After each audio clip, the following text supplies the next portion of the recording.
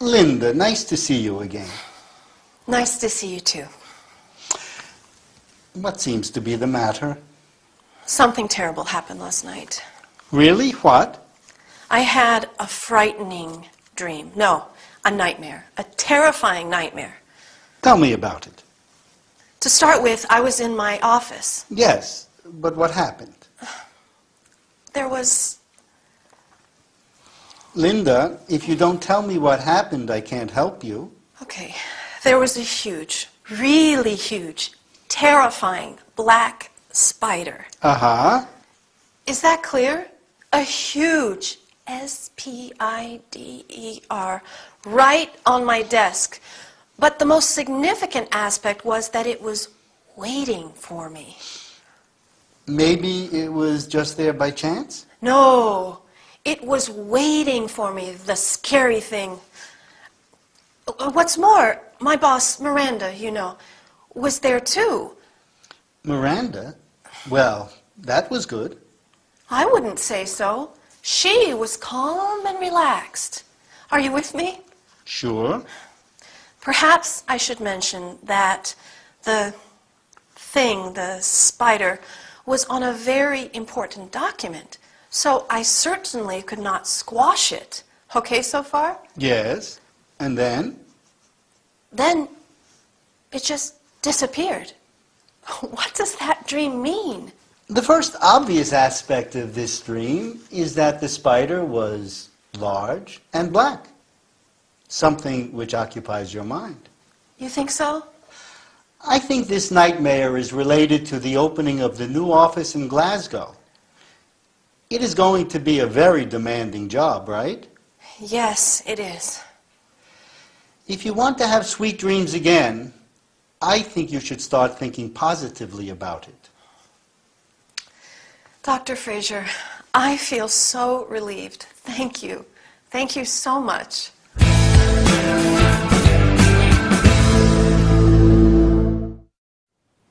Hi, did you sleep well last night? I hope so, because I did not. And now I feel pretty exhausted. Sleeping well and having pleasant dreams puts us in a better mood the following day. Don't you agree? Today, we are going to learn how to describe an event, in this case, a dream, and to check if the interlocutor is listening to you. Linda is in Ray's office. She's there because she had a frightening dream. No, a nightmare. A terrifying nightmare. Do you know what the difference is between a dream and a nightmare? A dream is a series of events or images that run through your mind when you are sleeping. A nightmare is still a dream, but is very upsetting and frightening one. Frightening means something that makes you feel afraid. Since Ray asks her to tell him about it, Linda starts to describe the dream. To start with, I was in my office. You can also say, to begin with. What was Linda scared of? A spider, right? And this spider was terrifying. Terrifying means very frightening or scary. Then she goes on adding more details. The most significant aspect was that it was on my desk. You can also say the most meaningful element or detail was. What's more, remember, Miranda was there too, and she was not scared of the spider. On the contrary, she was calm and relaxed. Then she adds, perhaps I should mention that the thing, the spider was, where was the spider? On a very important document. Definitely not the best place for a spider. Then the spider disappeared. Good on the spider. Instead of then, you can say after that, the spider disappeared. When you conclude a description, you may say, finally, eventually, and at the end. Luckily, Ray has a good piece of advice for Linda. So, finally, she will go back to having sweet dreams again. Notice that during the description of the nightmare, Linda checks if Ray is listening and understanding. First, she says, "Is that clear?" Then, "Are you with me?" And finally, "Okay so far?" I hope it's okay so far. Our lesson is over. See you soon. Bye.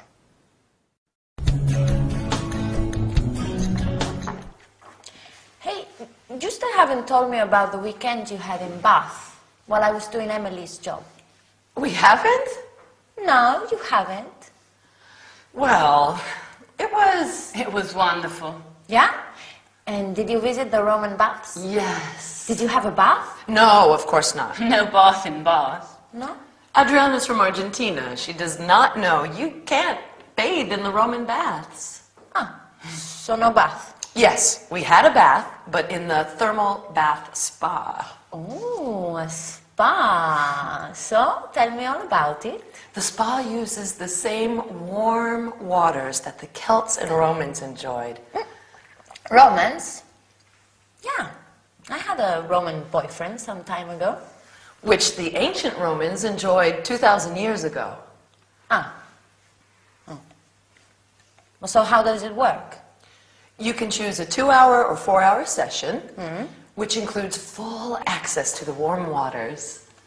There's a series of steam rooms and an open-air rooftop pool with spectacular views of the city. And what about treatments? We purchased a package of treatments that promote relaxation and well-being. Yeah? Come on, tell me about it. It started with a hot stone massage. Ooh, that must be great. I would not say so. Stones are stones.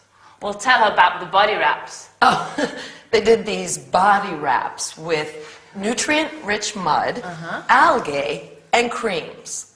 Oh, I have heard that that is a great remedy for cellulite. I don't know, but I did not feel very comfortable covered in mud. I am. It seems you suffered most of the time. We'll ask her if she suffered when that blonde guy with blue eyes gave her the shiatsu massage. Stop it! Okay.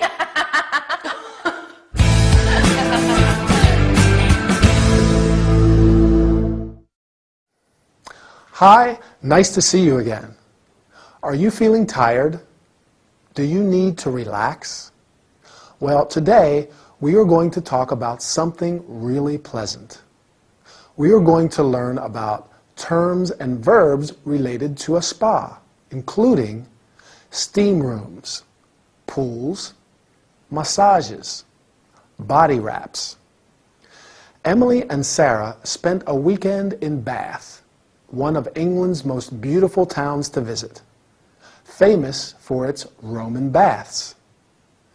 Adriana was doing Emily's job at the coffee bar and now wants to know all about their weekend.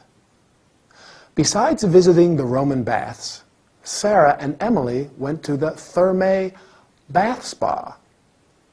A spa is a place or resort with a mineral spring where you can get different kinds of body treatments. The bath spa uses the same warm water that the Celts and Romans enjoyed 2,000 years ago. Warm means at a comfortably high temperature. Along with warm water, there is a series of, what? Do you remember? Right, steam rooms. Steam rooms are rooms that can be filled with steam, in which people have saunas. There is also an open-air rooftop pool. That is a small pool on a rooftop.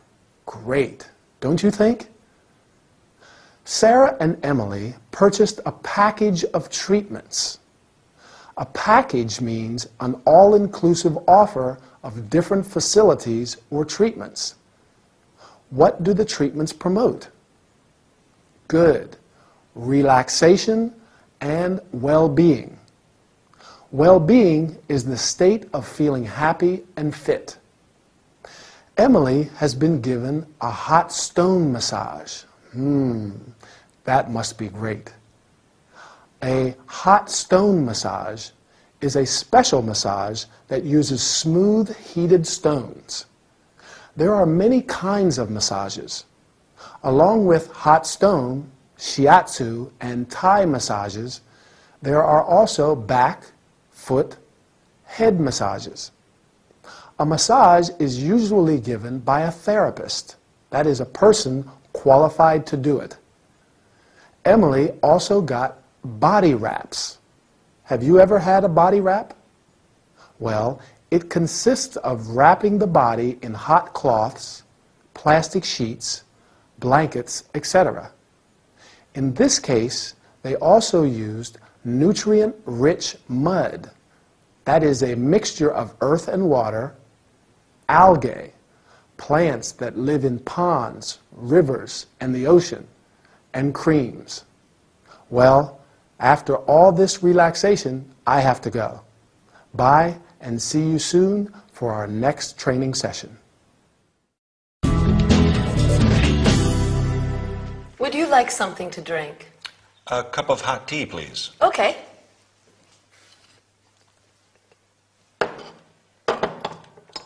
I've just returned from New York.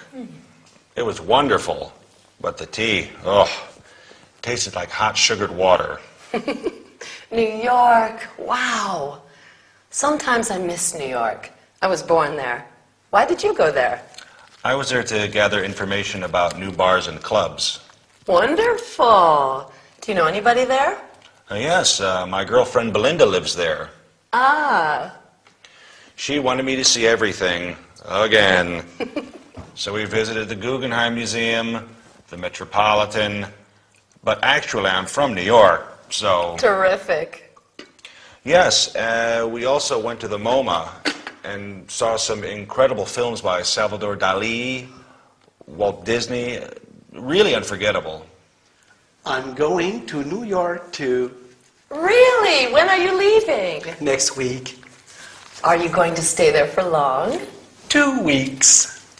Where are you going to stay? In an hotel near Washington Square at the Greenwich Village. What are you planning to do? What a question. I am a hairdresser and I'm going to visit the world's top hairdressers to get new ideas. Good. Have you already organized everything? I wouldn't say so. I don't know why, but when I travel to New York, lots of things go wrong at the airport. Such as? My flight is never on schedule.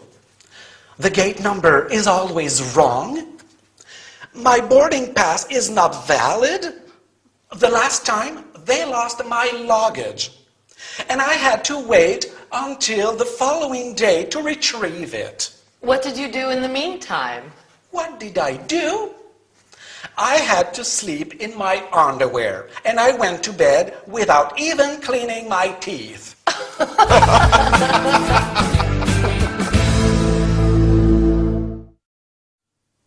Hi, ready for a wonderful workout?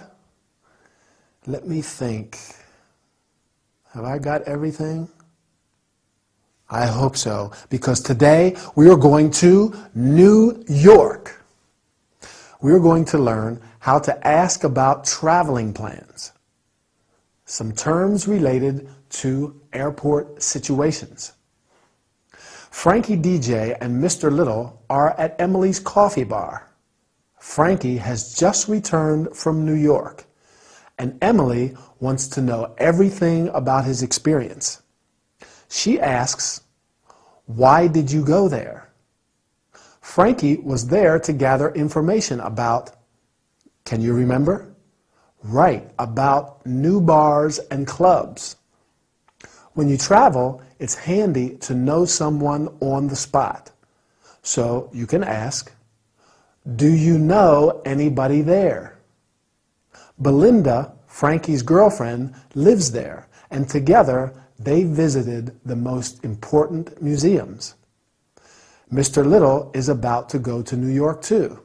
So Emily asks him, "When are you leaving?"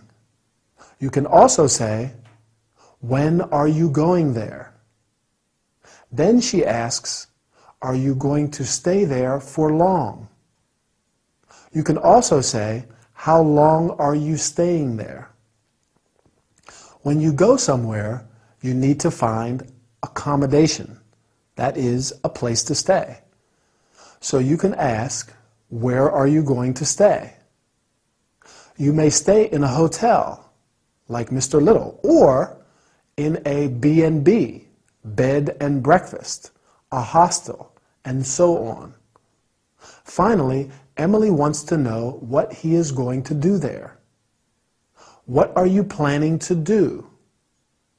As to be expected, Mr. Little will visit the world's top hairdressers. It seems he's got everything arranged, right? But he says he's always got some kind of problem at the airport. Can you remember what? His flight is never on schedule. On schedule means on time. So if it's not on schedule, it's early or late. The gate number is always wrong. The gate is where travelers board their aircraft. When you are at the airport, you hear announcements like this: "All passengers leaving on flight G478, please proceed to gate 45. Then, once Mr. Little's boarding pass wasn't valid. The boarding pass, or boarding card, is a card that a passenger must have to board an aircraft. Finally, poor Mr. Little lost his luggage. Luggage refers to the suitcases, bags, etc., containing the possessions you take with you when you are traveling.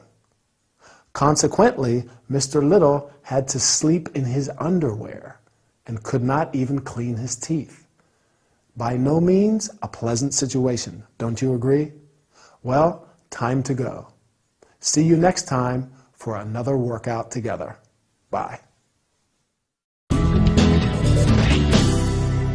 Here's your drink, Thanks. and here's yours. Thank you. How much is that? No problem. That's on the house. Well, thank you then. I'm in a festive mood today. Great. We should be in a festive mood every day. I agree. In a few weeks, I am leaving for Australia. Wow. And I'd like to give a party before leaving. A party? Yes. I'm thinking of something special. What about a fancy dress party? That is a terrific idea. The theme could be pirates. Maybe Mr. Little, John, can help us with the costumes and makeup. Great idea. I would like to decorate the bar with banners and balloons. Sure. I know a place where they sell lots of party stuff. They can even personalize decorations. Fine. Frankie, maybe you could take care of the music? The music? Oh, sure. That's what Frankie's here for. You should decide where to place your musical equipment. I'd like the guests to have plenty of room to dance. Let me handle this. We could have an unforgettable celebration. We could even have a parade around the block. What do you think? A parade? Why not? Let's practice it now.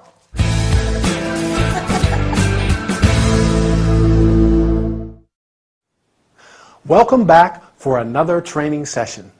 Are you ready for a party? Today, we're going to talk about terms and verbs related to parties and celebrations. Frankie and Chloe are at Emily's bar. The drinks today are on the house. When something is on the house, it is offered by a business, so you don't need to pay for it. How is Emily's mood today? Festive, right? She says, "I'm in a festive mood today." Festive means joyful. Emily is going to leave for Australia and has decided to give a party. You can give, have, organize, and even throw a party. Other terms related to festive occasions include festivals, days or periods of celebration, sometimes for religious reasons, ceremonies, formal occasions, normally celebrating a particular event or anniversary. For example, a wedding ceremony, a graduation ceremony. Festivities, celebratory activities or events. For example, come in and join the festivities. Chloe proposes giving a fancy dress party. Do you know what that is? It's a party where everyone dresses up or disguises himself or herself as a particular type of character or thing. Can you think of other kinds of parties? Sure. A birthday party, a surprise party, a farewell party, even an all-night party. When you give a party, you have to think about decorations as well. Emily wants to decorate the bar with banners and balloons. Fine. A banner is a long strip of cloth or paper with a slogan or a design. Frankie will take care of the music. He will organize the music because Emily wants the guests to dance. A guest is a person invited to a party, a dinner, etc., while the person who receives and entertains the guests is the host or hostess. Finally, Frankie suggests having a parade. That is a public procession. You can have, hold, stage a grand, colorful parade. Oh my, the shops are going to be closed soon. I have to go and find a nice jacket, or maybe a suit for the party. What do you think? Bye.